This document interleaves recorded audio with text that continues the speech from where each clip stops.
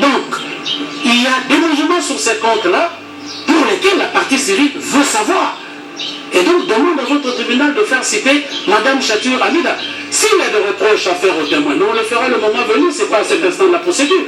Donc, nous ne demandons pas ça dans le vide. Et si la défense veut qu'on mette à sa disposition ces procès-verbaux, maintenant et ces extraits bancaires, à la fois pour Hamida et Soraya, mais ils sont disponibles dans le dossier de votre greffe qui est devant vous. Ils ne l'ont pas lu.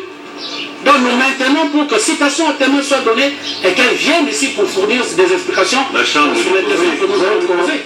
Chambre du procès. Non, non. S'il vous plaît.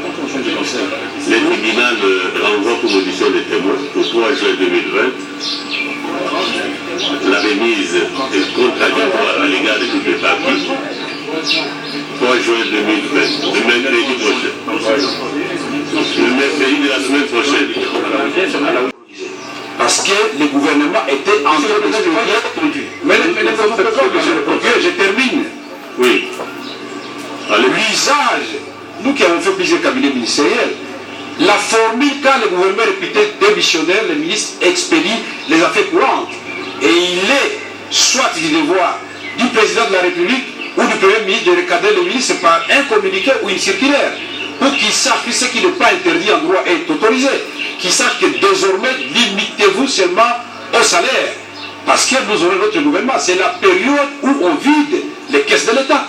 Ça nous a permis d'économiser effectivement beaucoup d'argent, et c'est comme ça que beaucoup étaient étonnés de voir qu'il y a eu des paiements, et ils se posent des questions, comme si payer ce que l'État doit au tiers était un péché.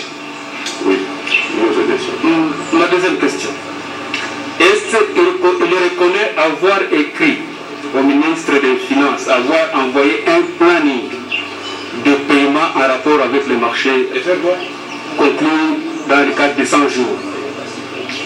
Est-ce qu'il reconnaît avoir écrit au ministre des Finances de communiquer un tableau ou un planning de paiement en rapport avec le marché dans le cadre des travaux de 100 jours? J'ai l'impression, votre honneur, que le procureur continue son instruction. Qu'est-ce que cette question, qu'est-ce qu'elle a à voir? Le procureur est la partie accusatrice. Oui, mais moi, je vous réponds à vous, le tribunal, dans sa décision. Vous allez lui transmettre ça. Hein? Donc, je réponds en disant que je constate que le procureur continue son instruction, ses enquêtes. Parce que écrire au ministre des Finances, écrire au ministre de l'enseignement primaire et secondaire, écrire au ministre de l'Agriculture, tout ça, on écrit. Pourquoi voulez-vous que je me souvienne de toutes les correspondances? Puisque vous avez eu le temps de me garder 7 heures à Liberté et aujourd'hui 40 jours ici à Makala. C'est une correspondance. Pour raison de s'il vous plaît, pour raison, votre honneur.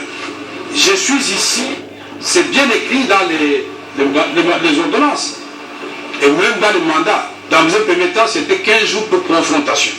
Je n'ai eu que des confrontations avec les membres de mon cabinet, de la commission, et avec M. Bitakoula. On n'a jamais eu de confrontation ni avec Jamal, ni avec M. de la Banque, ni avec qui que ce soit. Mais les infractions tombent, je suis là pendant 40 jours. Toutes ces questions n'ont pas de témoins. Mais pourquoi vous avez caché avant d'amener M. Bitakoula? On avait tous les loisirs de nous confronter, il fallait éclairer la lanterne du tribunal. Moi, je voudrais insister encore une fois de plus, votre honneur, que ici, les faits qu'on nous reproche, ou qu'on reproche en partie comme complices, c'est des détournements des deniers publics. C'est 48 millions, 47 millions de dollars, puis ça change selon la citation, ou l'ordonnance ou la citation. Et je voudrais, moi, ici, que le procureur puisse démontrer comment Kamere a détourné les deniers publics qui étaient payés à M. Djaba. Puisque la définition de deniers publics, c'est l'argent qu'on met entre les mains de l'agent de l'État et qu'il affecte à d'autres fins ou qu'il détourne à ses propres fins.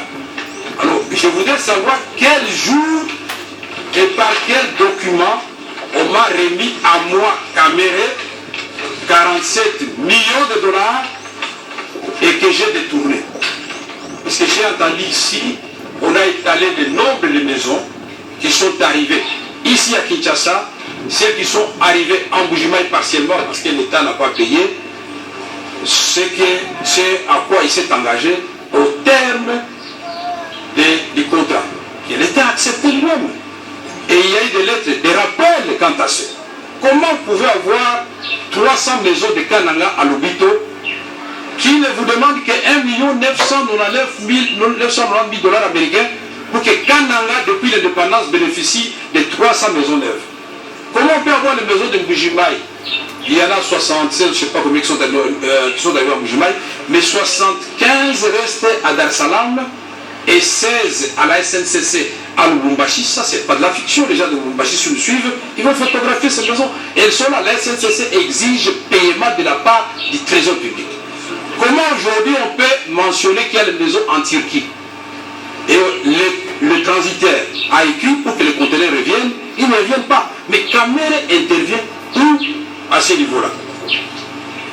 C'est ça. Merci, Monsieur le Président. Monsieur le Président.